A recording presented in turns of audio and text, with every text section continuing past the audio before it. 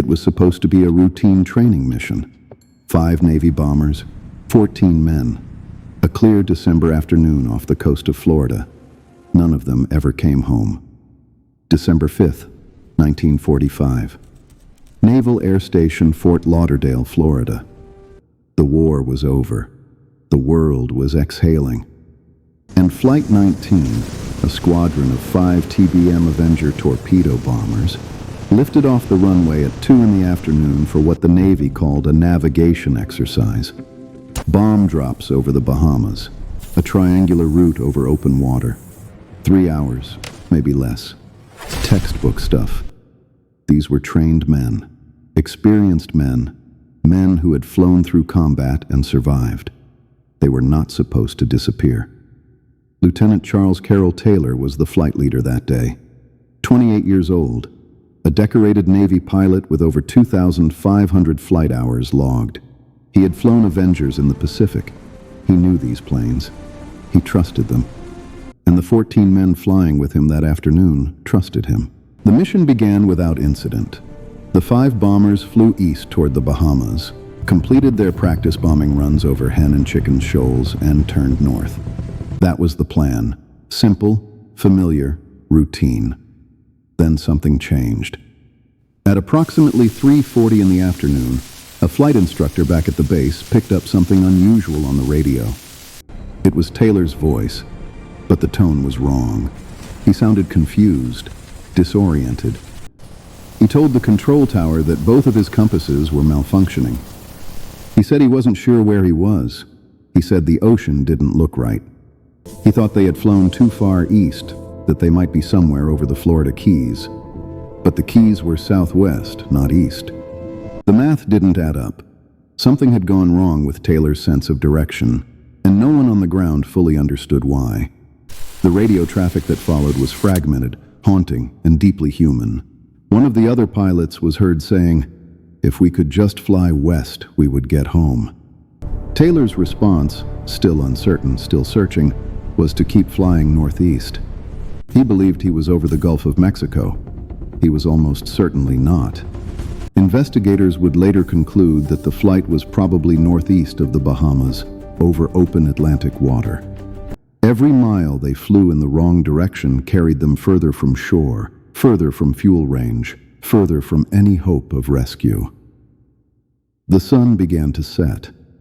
By 5:50 in the afternoon, a naval radio operator reported that Taylor's transmissions were becoming weak and broken. The weather, which had started out clear, was beginning to deteriorate. Winds were picking up over the Atlantic. The surface of the ocean was building into rough 10-foot swells. And somewhere out there, 5 bombers were flying in the dark, low on fuel, with no confirmed position, no functioning compasses, and a rapidly narrowing window of survival. At 6:20 p.m., the last transmission from Flight 19 was received. It was Taylor's voice. The words were incomplete. Then, silence. The Navy launched a rescue operation immediately. Search aircraft were scrambled. Ships were redirected.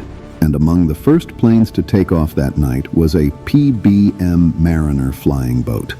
A large, reliable aircraft with a crew of 13, specifically designed for long-range search and rescue over water. It took off from Banana River Naval Air Station at 7:27 p.m. 23 minutes later, it vanished. A ship in the area reported seeing a brief flash of light in the sky, a burst, then nothing. The Navy's official conclusion was that the Mariner had exploded mid-air, possibly due to a fuel leak ignited by a spark. But no wreckage from the Mariner was ever definitively confirmed. No wreckage from the 5 Avengers was ever found either. In one of the largest air and sea searches in American naval history, covering over 250,000 square miles of ocean, investigators found nothing. No life rafts, no debris fields, no oil slicks, no bodies. 73 years of searching, and the sea has given nothing back. So what happened? The official Navy inquiry is both specific and frustrating. The board concluded that the disappearance of the 5 Avengers was caused by Taylor's navigational disorientation, a tragic but human error compounded by deteriorating weather, darkness, and fuel exhaustion. The planes, they concluded, almost certainly went down somewhere in the Atlantic. The ocean at that location is deep, the currents are strong, and a crashed aircraft in open water at night leaves almost nothing behind. That explanation is plausible. It may even be correct. But it is never felt complete.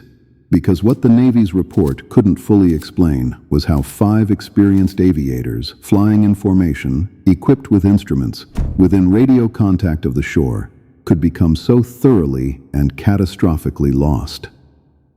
How Taylor, a pilot who had flown combat missions over the Pacific, could become so disoriented that he led his squadron in the exact wrong direction. How a rescue aircraft sent to find them could itself disappear within half an hour of takeoff. How a search of 250,000 square miles produced not a single physical trace of 27 men and 6 aircraft. The Bermuda Triangle had not yet been named in 1945.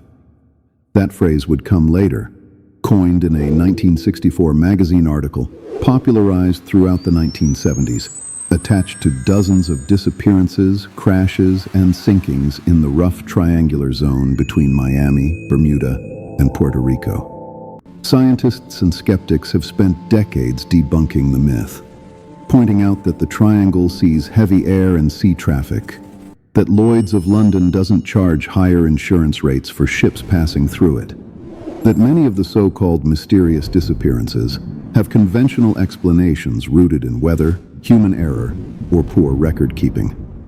They are probably right. And yet the sea keeps its secrets. The Atlantic off the Florida coast is warm and vast and extraordinarily deep. It has swallowed ships and planes and men across centuries. It does not always explain itself. Flight 19 became the defining story of the Bermuda Triangle, not because of the paranormal speculation that came later, but because of the raw human reality at its core. 14 men left Fort Lauderdale on an ordinary afternoon and never came back. Their families waited. The Navy searched. The world wondered. And the water, vast, dark, indifferent, stayed silent. Lieutenant Taylor's mother never accepted the Navy's conclusions. She fought for years to have the board's finding, that the disaster was caused by her son's own confusion, removed from the official record. In 1947, the Navy quietly changed the cause of the accident from pilot error to cause unknown. It was a small revision. It was also an honest one, because the truth is, we still don't know. We know the planes took off. We know the radios went quiet. We know the search found nothing. We know that 13 more men died trying to find them. Everything else, every theory, every reconstruction, every confident explanation is just us telling ourselves a story over an ocean that refuses to speak. 27 men flew into the Florida sky on December 5, 1945. The sky closed behind them. And somewhere beneath miles of dark Atlantic water, the last flight of Flight 19 is still, in every way that matters, unfinished.